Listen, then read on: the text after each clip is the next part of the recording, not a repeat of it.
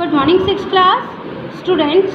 आज की social studies की क्लास में हम हिस्ट्री के पार्ट 5 जनपद महाजनपद का निर्माण को पढ़ेंगे।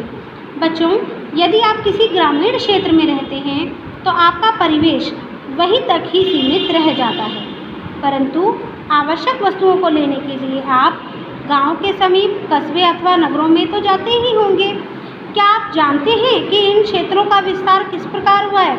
देखिए बच्चों, आप अगर ग्रामीण क्षेत्र में रहते हैं, गांव में रहते हैं, तो हमारा जो परिवेश है, रहन सहन है, वहीं तक ही सीमित रह जाता है, परंतु आवश्यक चीज़ों को लेने के लिए जो हम लोग जाते हैं, कहाँ जाते हैं? गांव के समीप कस्बे अथवा नगरों में जाते हैं। क्या पता है कि क्षेत्रों का विस्तार किस प्रकार हुआ? बच्चों, प्राचीन काल में आज के समान आबादी नहीं थी। जिस तरह की आज की आबादी है इतनी सारी, उस तरह पहले की आबादी नहीं थी। पुराने काल में बहुत कम लोग हुआ करते थे। बहुत दूरी पर छोटे छोटे गांव में लोग समूह बनाकर रहा करते थे। इनमें भी अधिकतर गांव किसी विशेष जाति से संबंधित होते थे। देखिए बच्चों, उस टाइम पर जो लोग थे, बहुत दूरी पर छोटे छोटे गांव में लोग समूह बनाकर, मतलब कि ग्रुप्स बनाकर रहते थे। इसमें भी अधिकतर, मतलब ज़्यादातर गांव जो है विशेष जाति से संबंधित होते थे। बच्चों, व्यापार करने के लिए इन लोगों ने गांव के पास ऐसी सुविधाजनक जगह ढूंढी जहां पर माल लाना व ले जाना आसान हो। इन्होंने व्यापार करने के लिए, पैसा कमाने के लिए इन लोगों ने गांव के पास ऐसी सुविधाजनक जगह ढूंढी जहां पर ये अपना माल आसानी से ला सकते हैं और लेके जा सकते हैं। विभिन्न दिशाओं के गांव से दूरी के अनुपात में एक केंद्र बनाया। इन्होंने एक सेंटर बनाया जहां से जितने भी गांव की दूरी थी वो समान पड़ती थी, जहां सभी स्थानों के लोग आकर हाट की तरह खरीदारी एवं बेचने का कार्य करते थे, जहां पर सभी लोग आते थे और सामान को खरीदने व बेचने का कार्य करते थे। यह स्थान छोटे छोटे कस्बों में बदलने लगा और लोग वहीं पर अपने आवास बनाकर रहने लगे। इससे क्रय विक्रय में सुगमता होने लगी। देखिए बच्चों, अब लोगों ने क्या करा, ये जो छोटे छोटे व्यापार करते थे लोग, जहाँ पर इन्होंने एक केंद्र बनाया था, अब वहाँ पर लोग जो है वहीं पर रहने लगे, अपना आवास बनाकर, अपने घर बनाकर। तो ये जो जगह थी, ये जो केंद्र था, छोटे छोटे कस्बों में बदलने लगे। देखिए बच्चों, जहाँ से किसी भी चीज़ को खरीदने में और बेचने में बहुत ही सुगमता होने लगी, आसानी होने लगी। इन कस्बों के अतिरिक्त नगर भी होता था जहाँ पर राजा एवं राजकीय गतिविधियाँ चलती रहती थीं। वहाँ की आपूर्ति भी कस्बों के माध्यम से होती थी, वहाँ की ज़रूरतें भी कस्बों के माध्यम से पूरी होती थी। इस प्रकार कई गाँव को मिलाकर एक कस्बा, यह तहसील एवं कई तहसीलों को मिलाकर एक जनपद का निर्माण हुआ। ये जनपद भी राजा के राज्य की मुख्य राजधानी अथवा महाजनपद से संबंधित थे। देखिए बच्चों, अब हम जानेंगे जनपद के बारे में। देखिए बच्चों, जनपद किसको नाम दिया गया जनपद का? प्राचीन काल में एक ही वंश से संबंधित व्यक्तियों को जन कहा जाता था, जो कि एक ही वंश से संबंधित थे। जैसे दादा, दादे के बेटे, बेटे के बेटे, फिर इनके बच्चे हो गए, ये सब। तो इन सबको क्या कहा जाता था? जन कहा जाता था, जो एक ही वंश से संबंधित थे। अब ये लोग समूह बनाकर लेते थे। इन लोगों ने क्या किया? समूह बना लिया, तो ये लोग क्या हो गए? जन समूह हो गए। ठीक है, इनका समूह बन गया।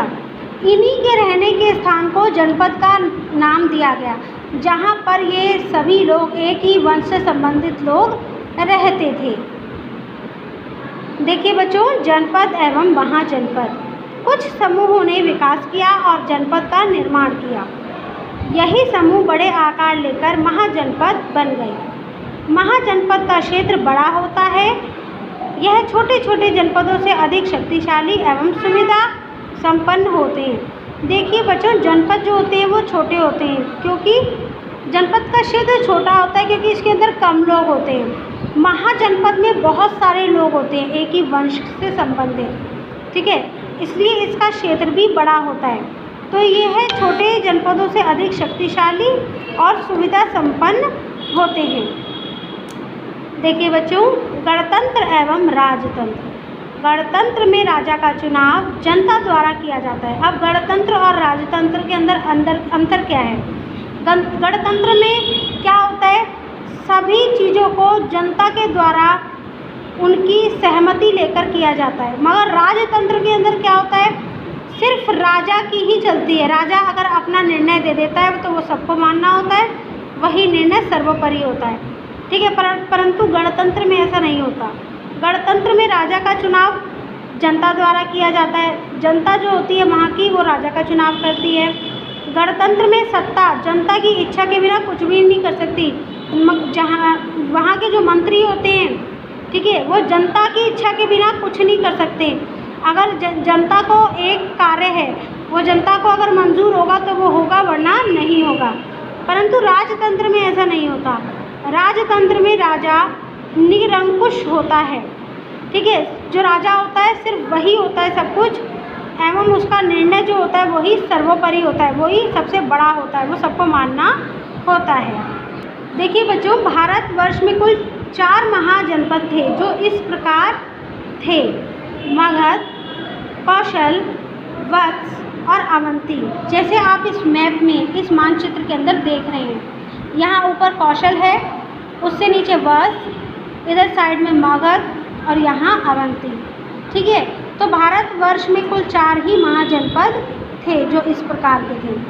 ये सभी जनपद केवल एक ही साम्राज्य से संबंधित थे जिसका नाम मगध साम्राज्य था। ठीक है, अब देखिए बच्चों, अब हम देखेंगे साम्राज्य के लोगों का रहन सहन, वहाँ के लोग किस प्रकार रहते थे। महाजनपदों के निर्माण के साथ ही राजा के अधिकार क्षेत्र में बढ़ोतरी हुई। ठीक है, राजा के अधिकार का जो क्षेत्र था उसके अंदर बढ़ोतरी हुई। ठीक है, उसके अंडर और भी ज़्यादा क्षेत्र आने लगे एवं उसके राज्य का विस्तार विकसित होने लगा। उसका जो राज्य था वो विकसित होने लगा। समूह एवं कबीले के राजा की तुलना में उसकी शक्तियाँ जो थी वो बढ़ चुकी थी। अब राजा एक सम्मान अति विशिष्ट शासक बन चुका था। अब राजा को ही सभी लोग जानते थे, वो एक बहुत ही स्पेशल आदमी बन चुका था। ठीक है, क्योंकि जो राजा था उसके पास बहुत सारी शक्तियाँ बढ़ चुकी थी, उसके पास बहुत सारे क्षेत्र बढ़ चुके थे, उसके क्षेत्र में काफ़ी बढ़ोतरी हो गई थी। राजा ने मंत्री बनाकर विभिन्न व्यक्तियों की नियुक्ति की। ठीक है, जिसका कार्य उनको दिए गए संबंधित कार्यों को निपटाना था। तो राजा ने मंत्री बनाकर, ठीक है, विभिन्न लोगों की नियुक्ति करी, विभिन्न लोगों को नियुक्त किया जिनका कार्य उनको दिए गए संबंधित कार्य को, जो भी राजा कार्य देते थे उस कार्य को पूरा करना होता था। मंत्री ने इस कार्य के लिए सहायकों एवं कर्मचारियों की नियुक्ति की। देखो बच्चों, एक राजा के राज्य में बहुत सारे कार्य होते हैं, तो एक ही इंसान तो उस कार्य को नहीं कर सकता, इसलिए मंत्रियों ने क्या किया, सहायकों और कर्मचारियों की नियुक्ति की। प्रत्येक राजा ने अपने राज्य का विस्तार करने के लिए बड़ी बड़ी सेनाओं को इकट्ठा किया एवं नाना प्रकार के अस्त्र शस्त्र एवं साधन एकत्रित किए। देखिए बच्चों, प्रत्येक राजा ने, हर राजा ने अपने राज्य का विस्तार करने के लिए, अपने राज्य को फैलाने के लिए बड़ी बड़ी सेनाओं को इकट्ठा किया और बहुत प्रकार के, नाना प्रकार मीन्स बहुत प्रकार के अस्त्र शस्त्र एवं ऐसे साधन एकत्र किए कि वो अगर युद्ध पर जाएं तो उन्हें किसी चीज़ की कमी ना हो, वहाँ पर वो अच्छी तरह से युद्ध कर पाएँ। इस पर खर्च होने वाली राशि का प्रबंध करने के लिए लगान एवं अन्य कर जनता पर लगाए गए। अब बेटे, अब देखो कि यहाँ पर जो ये अस्त्र शस्त्र का साधन एकत्र कर रहे हैं, इसके लिए पैसा भी तो चाहिए। आपको पता है कि किसी भी चीज़ के लिए पैसा बहुत ज़रूरी होता है।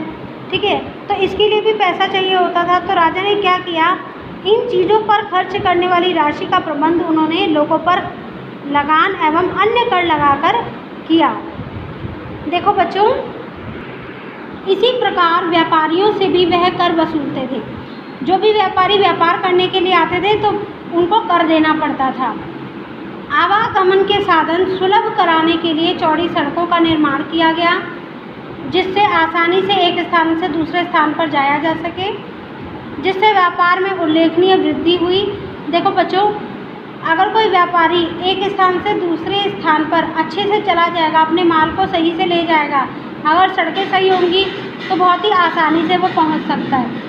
अगर सड़कें नहीं होती सही तो उसका सामान भी ख़राब हो जाता है, ठीक है, लाने ले जाने में उसको बहुत मुसीबत उठानी पड़ती है। तो ये सड़कें बनी, सड़कों का निर्माण हुआ, जिससे व्यापार में भी वृद्धि हुई एवं अधिक राजस्व प्राप्त होने लगा। एशिया एवं दक्षिण पूर्व एशिया के व्यापारी भारत में आने आरंभ हो गए एवं सिक्कों एवं मोहरों का प्रचलन आरंभ हो गया। अब क्या हो गया था, दक्षिण पूर्व एशिया के व्यापारी भारत में आने लगे थे और सिक्कों और मोहरों का प्रचलन आरंभ हो गया था। अब जो है सिक्के और मोहरें चलनी शुरू हो गई थी। तो देखिए बच्चों, आज हम लेसन यहीं तक पढ़ेंगे। नेक्स्ट क्लास में हम इस लेसन को दोबारा से कंटिन्यू करेंगे। आज का आपका होमवर्क है, आपको ये लेसन दोबारा से रीड करना है। Thank you.